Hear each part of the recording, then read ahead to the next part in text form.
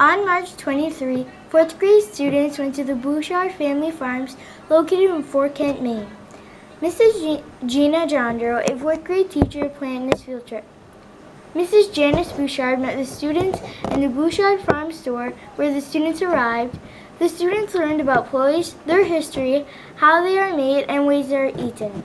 Mrs. Bouchard made ploys for all the 4th graders to test with different toppings. Students also went to the factory section to learn how the buckwheat was made. Mr. Joe Bouchard shows students different stages the buckwheat goes through and the different machines used. He also showed students the packaging of ploys and buckwheat products.